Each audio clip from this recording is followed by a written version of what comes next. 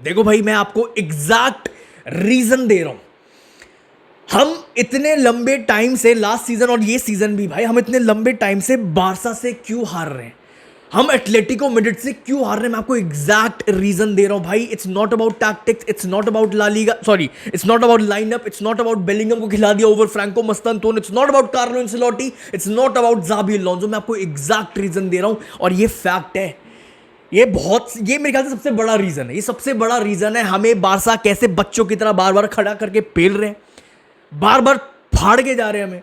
Atletico Madrid हमें भाई फाड़ के जा रही है। क्यों? सिंपल भाई, Real Madrid as a club, Real Madrid के प्लेयर्स भाई, हम बहुत ज्यादा रिस्पेक्ट देते हैं, हम बहुत ज्यादा रिस्पेक्ट देते हैं एटलेटिको मैड्रिड को भाई, हम बहुत ज्यादा रिस्पेक्ट देते हैं बार्सिलोना को भाई। आप कभी ढंग से देखो भाई, बारसा के प्लेयर्स एक रिवेंज, जब भी मैच होता है उनके शक्ल पे दिखता है भाई। यमाल का लास्ट सीजन याद है? यमाल भाई, कुछ भी कर लो हमारे साथ, हम तुम्हें ठोक देंगे।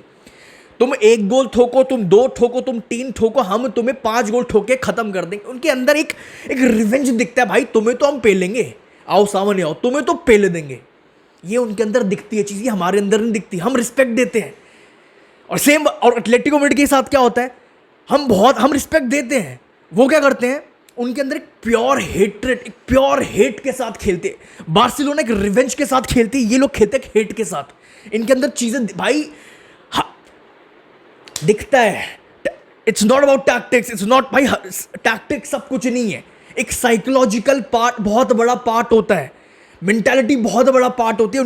उनके अंदर दिखता है, उनके अंदर एक भूख दिखती है भाई। उनके प्लेयर जिस तरह भागते हैं पिच पर, वो दिखता है एक भूख। लोरेंटे को देख तो किस तरह वो पागलों की तरह भागते हैं, एक भूख, एक हंगर, एक मेंटालिटी दिखती है। हमारे प्लेयर्स बहुत बहुत कैजुअल, बहुत चिल, बहुत मतलब बहुत रिस्पेक्ट देते हैं। ये सबसे बड़ा रीजन है, याद रखना। ज़ाबी अलोंसो ने भाई विद रियल मैड्रिड भाई 2 बड़े मैचेस खेले, 2 बड़े मैच, 2 बड़ी टीम्स को फेस किया भाई। एक थी पीएसजी जो 4-0 भाई ह्यूमिलिएट करके चली गई थी भाई, और एक आई एटलेटिको मैड्रिड। 5-2 हिस्ट्री बन गई मेरे भाई। एटलेटिको मैड्रिड ने पहली बार 75 साल 75 साल बाद 5 गोल ठोके, रियल मैड्रिड के मुंह पर चढ़कर ठोके भाई। डिजास्टर भाई, हर एक डिपार्टमेंट में हक दिया। सिर्फ कोच ने नहीं, कोच ने, प्लेयर्स ने, करेरास ने, डीन हाउसन ने, चुआमनी ने, वाल्वर्दे ने, कोर्तुआ ने बुरी तरीके से हक दिया, बुरी तरीके से।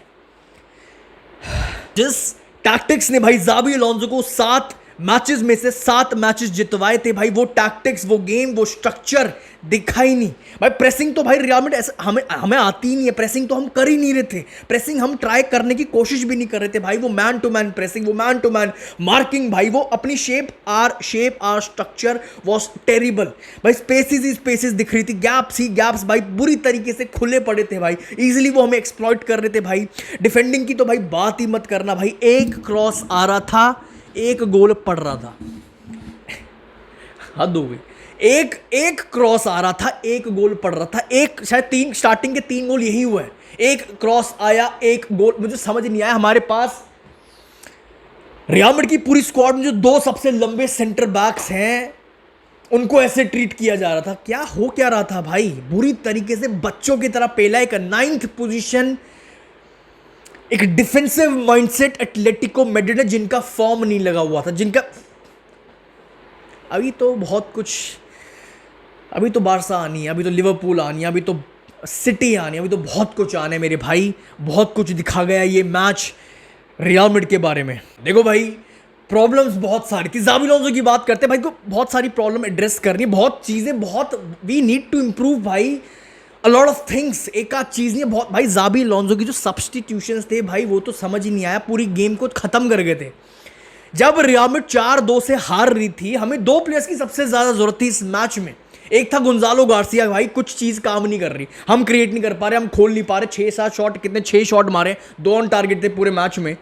तो आप भी एटलेटिको मैड्रिड की तरह, जो लास्ट में कार्लो भी लाता था, जिडान भी करता था भाई, एक स्ट्राइकर लेके आओ, बीच बॉक्स में खड़ा करो, क्रॉसेज एंड इंशाल्लाह कुछ तो करो, जो वो भी कर रहे थे।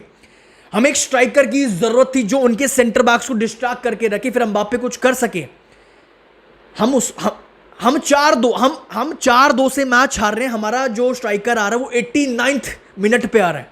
चलो इसको छोड़ो, इस मैच में जो अकेला सबसे अलग लेवल पर दिख रहा था वो था आर्दा गुलेर भाई, जो अलग लेवल पर दिख रहा, तो अलग चीज दिख रहा था भाई, जो गोल भी कर रहा है, मार ठोक रहा है, क्रिएट भी कर रहा है, असिस्ट भी डाल रहा है, सब कुछ। हमें गोल्स की जरूरत है, हमें क्रिएटिविटी की जरूरत है, आर्दा गुलेर को बाहर कर दिया। ये डिसीजन तो कंप्लीटली समझ ही नहीं आया भाई। लुक एट दिस भाई, जब रियल मैड्रिड को गोल्स की जरूरत थी, क्रिएटिविटी की जरूरत थी, आपके सामने सेकंड हाफ भाई, जीरो शॉट्स, रियल मैड्रिड की जीरो शॉट्स ऑन टारगेट थे भाई। जब हमें गोल्स की जरूरत थी सेकंड हाफ में, जीरो शॉट्स ऑन टारगेट। क्यों? हम कुछ कर ही नहीं पाते, क्रिएट ही नहीं कर पाते भाई। आर्दा गुलेर को बाहर क्या सोच के किया मेरे भाई, कुछ समझ नहीं आया। ये हुआ क्या, ये कैसे सोचा ज़ाबी अलोंसो ने ये डिसीजन लेने का? देखो भाई, जो लास्ट सीजन जो सबसे बड़ी प्रॉब्लम थी, और मैं क्यों बार बार हमेशा एक चीज, जो मुझे पता है कमेंट सेक्शन में काफी फैंस के साथ भी मेरी डिबेट हुई थी भाई, कि नहीं जरूरत है, मॉड्रिच जा रहा है, नहीं जरूरत भाई, जरूरत थी, है और रहेगी एक प्रॉपर डीप लाइन प्लेमेकर भाई। लास्ट सीजन जो सबसे बड़ी प्रॉब्लम थी, इस मैच में फिर जैसी एक बड़ी टीम आई, मारते रहो, डोमिनेट करते रहो भाई, लेवांटे को करो, मलोरका को करो, रियाल ओविएदो को करो, जिसको करना करते रहो। जैसी एक बड़ी टीम आई, वो प्रॉब्लम सामने आके खड़ी हो गई। वो प्रॉब्लम आपके भाई, जैसे ही क्रूज भाई, विदाउट क्रूज ये team versus big team, against big teams भाई, ना कंट्रोल रख पाती है, ना बैलेंस दिखता है भाई, ना हम जीत पाते हैं वर्सेस बिग टीम्स भाई। इसके पीछे सबसे बड़ा रीजन एक ही है, इस मैच में हमने पोजीशन रखी थी, हमारे पास 63 कितनी % पोजीशन, हमारे पास पोजीशन थी, बट राइट प्रोफाइल भाई। एक deep line play maker decide करता है वो गेम चला, उस पोजीशन जो हमने रखी, जो ज़ाबी अलोंसो के स्ट्रक्चर ने जो रखवाई लास्ट सीजन, कार्लो एंसेलोटी के अंदर हम ये चीज़ नहीं रख पाते थे, बट अब हम पोजीशन रख रहे हैं। बट मेरे भाई, उस पोजीशन के साथ करना क्या है, करना क्या है, वो कौन बताएगा? वो हमारे पास ऐसी प्रोफाइल, ऐसा प्लेयर, एक वो डीप लाइन प्ले मेकर पीछे से गेम चलाना नहीं है, लाइक पेड्री, जो काफ़ी रियल मैड्रिड फैंस, काफ़ी फुटबॉल फैंस कहते हैं ना, पेड्री करता क्या, पेड्री ये करता है, like Frenkie de Jong, like Vitinha, like Angelo Stiller भाई। आप, हमारे पास सेबेओस है, चलो छोड़ो बाकी सबको गोली मारो, सेबेओस को यूज करो यार। जैसे एक बड़ा मैच आया, वही सच्चाई, सेम ओल्ड स्टोरी आपके सामने है भाई। वर्सेस पीएसजी भी दिखा, वर्सेस एटलेटिको मैड्रिड, दोनों मैच में दिखा भाई वही प्रॉब्लम, एक प्रॉपर डीप लाइन प्लेमेकर की जरूरत है। ये मिडफील्ड आपके सामने, आपको सीरियसली लगता है चुआमेनी, वालवर्दे, बेलिंगम आपको वर्सेस बिग टीम्स कंट्रोल दे सकते हैं? वर्सेस एटलेटिको मैड्रिड तो भाई पूछो मत भाई, वालवर्दे, चुआमेनी भाई, कोकेन, पाब्लो बारियोस भाई इतने प्यार से डोमिनेट, इतने प्यार से मिडफील्ड बैटल जीत रहे थे भाई, हम नहीं कर पा रहे भाई, क्योंकि हमारा चुआमेनी एंड वालवर्दे, बॉल सर्कुलेशन बहुत स्लो थी। बॉल के साथ करना क्या है, पेस को कैसे कंट्रोल करना है, टेम्पो को कैसे सेट करना है, वो कौन डिसाइड करेगा? वो हमारे पास, वो वालवर्दे नहीं कर सकता, वो चुआमेनी नहीं कर सकता, नहीं कर सकते। पोजीशन के साथ करना क्या है वो नहीं पता इनको, और कैसे पता होगा? वो प्रोफाइल है ही नहीं ये लोग। एक बड़ी टीम आई, सारी की सारी कहानी आपके सामने, डिफेंस भी हग्गू, मिडफील्ड में कंट्रोल नहीं, अटैक में कुछ हो नहीं रहा है। सेम वही भाई हम लैक कर रहे हैं, एक वो प्रॉपर टेम्पो कंट्रोलर, सेम वो सारी चीज़ें दिख गई भाई। हम ट्राई कर रहे हैं भाई, हम ट्राई कर रहे हैं टू फिट सारे स्टार प्लेयर्स घुसा दें, बेलिंगम को घुसा दो, फ्रैंको को बाहर कर दो, स्टार प्लेयर को घुसाए जाओ। आपके सामने रिजल्ट भाई 5-2 भाई। इससे बड़ी एम्बैरेसिंग सिचुएशन मुझे नहीं लगता मैंने कभी फेस भाई एटलेटिको मैड्रिड से भाई। मतलब हम डिफेंस हमसे हो नहीं रहा, वही सेम चीज़ें दिख रही है, फेल, हम डिफेंस नहीं कर पा रहे as a team, as a unit. जैसे एक बड़ी टीम आई, हम डिफेंस नहीं कर पा रहे हैं, as a compact team compact नहीं रह पा रहे। वही सारी सेम लास्ट सीजन वाली प्रॉब्लम आके खड़ी हो गई जैसे ही एक बड़ी टीम सामने आई। बड़े बड़े गैप्स दिख रहे हैं बिटवीन डिफेंडर्स एंड मिडफील्डर्स, बड़े बड़े गैप्स दिख रहे हैं बिटवीन द लाइंस भाई। एंड ये एक टाइम पर ये भी था जो एक सबसे बड़ी प्रॉब्लम थी लास्ट सीजन भाई, रियल मैड्रिड में भाई एक बहुत बड़ी प्रॉब्लम थी भाई। विनीशियस, रोड्रिगो, एम्बाप्पे, तीनों के तीनों जब पिच पर थे वर्सेस एटलेटिको मैड्रिड, तीनों के तीनों लेफ्ट विंग पे फिर से दिख गए मेरे भाई। कोई भी बंदा इनमें से बैकलाइन को भाई तंग नहीं कर रहा, डिस्ट्रैक्ट नहीं कर रहा, एटलेटिक प्रेशर नहीं डाल रहा भाई उनके सेंटर बैक्स को भाई। ये क्या सेम वही भाई बिगेस्ट प्रॉब्लम भाई जो देखो, अगर मैं इस मैच पे स्टिक करूं, सबसे बड़ी प्रॉब्लम अंडर ज़ाबी अलोंसो जो इस मैच, अगर मैं सिर्फ इस मैच वर्सेस एटलेटिको मैड्रिड की बात करूं, सबसे बड़ी प्रॉब्लम एरियल बैटल्स हम नहीं जीत पा रहे हैं। डीन हाउसन कितना वो 2 मीटर कितना वो लंबा है बंदा भाई, हम वो क्यों नहीं जीत पाया? वो हम मिस रीड कर रहे हैं, हमारे बंदे डिफेंसिवली मिस रीड कर रहे हैं। वो एक लीडर वाली चीज़, वो समझ लो, पोजिशनल अवेयरनेस नाम की एक चीज़ होती है जो इस मैच में डीन हाउसन की तो दिखी नहीं। ऊपर से बॉलें निकल रही हैं, उसको समझ नहीं आ रहा मेरे पीछे सॉरलॉथ खड़ा है, कहाँ खड़ा है, कब मुझे जंप कर रहे हैं, मिस रीड कर रहे हैं हम सिचुएशंस। पहली चीज़ तो ठीक है, हम एरियल बैटल्स हार रहे थे। दूसरी चीज़ भाई, हम क्रिएट नहीं कर पा रहे थे एक भी ढंग का क्वालिटी, हम चांसेस क्रिएट ही नहीं कर भाई। जैसे एक बड़ी टीम आई, हम क्वालिटी चांसेस क्रिएट नहीं कर पा रहे। जैसे एक बड़ी एक कॉम्पैक्ट टीम आई, जो लास्ट सीजन भी प्रॉब्लम थी, कॉम्पैक्ट टीम सामने आई, हम चांसेस क्रिएट नहीं कर पा रहे।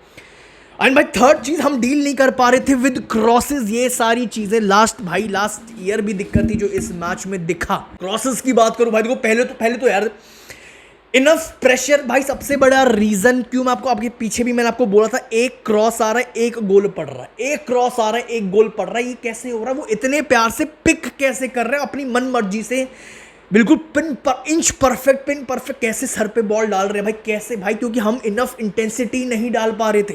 हम प्रेशर भाई आपके भाई नहीं दिख रहा हूं, इनफ प्रेशर नहीं डाल रहे हैं, इनफ इंटेंसिटी नहीं डाल रहे हैं। एटलेटिको मैड्रिड के प्लेयर्स को हम आराम से मौका दे रहे हैं, भाई तू क्रॉस डाल विदाउट एनी प्रॉब्लम, तेरे को हम टाइम दे रहे हैं, तेरे को हम स्पेस दे रहे हैं, तेरे को हम फुल अपॉर्चुनिटी दे रहे हैं, भाई तू अपने आप पिक कर किसके सर पर बॉल डालनी है, जो करना कर भाई। हम दिख रहा था सबसे बड़ी प्रॉब्लम क्यों क्रॉसेस पर गोल पर इंच परफेक्ट बॉल आ रही थी।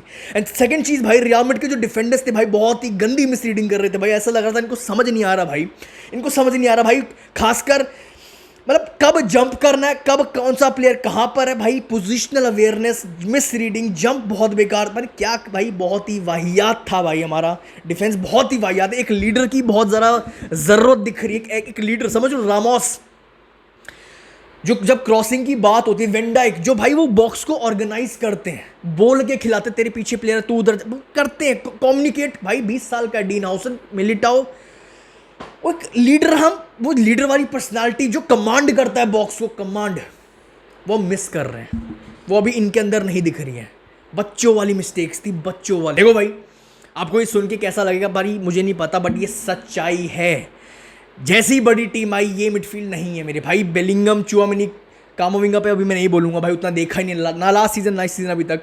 वालवर्दे, आप इन प्लेयर्स के साथ बड़ी टीम्स के अगेंस्ट बिग टीम्स नहीं जा सकते हो भाई। इन भाई हाँ, अलग लेवल, अलग एक रोल, अलग क्वालिटी, अलग चीज़ें हैं, बट भाई मिडफील्ड में आपको वो कंट्रोल ये प्लेयर्स नहीं दे सकते हैं। अब 3 खिलाओ, 4 खिलाओ, अब 4 खिला दो, बेलिंगम, कामाविंगा, चुआमेनी, वालवर्दे, चारों के चारों खिला दो, ये आपको उस लेवल का कंट्रोल दे ही नहीं सकते जो ज़ाबी अलोंसो का सिस्टम डिमांड करता है।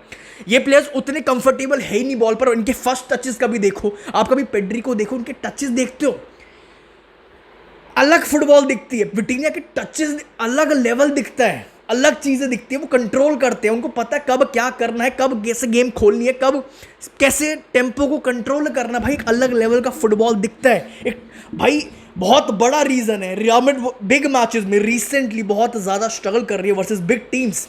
क्यों? क्योंकि भाई राइट प्रोफाइल नहीं है। क्यों? क्योंकि हमारे पास एक प्लेयर है भाई, हमारे पास सेबेओस है भाई, हमारे पास सेबेओस है जो चुआमेनी के साथ परफेक्ट है फॉर भाई अपना डबल पिवट, या फिर कामाविंगा के साथ खिला दो, पर वो परफेक्ट है सेबेओस फॉर दिस रोल, जो भाई बॉल पर बहुत ज़्यादा टेक्निकल है, जो हमें चाहिए, जो हमारे पास नहीं है। टेक्निकल प्लेयर जो बहुत ज़्यादा एक अच्छा खासा प्रेस रेजिस्टेंट प्लेयर है, जिसके फर्स्ट टचेस बहुत प्यारे हैं, जो बहुत काम रहता है, कंपोज रहता है भाई, जिसको पता है मेरे को टेम्पो कैसे कंट्रोल करना है। हाँ इनकंसिस्टेंट है, बट मेरे भाई सेबेओस ही राइट प्रोफाइल है, स्टार्टिंग से बोलता आ रहा हूँ भाई।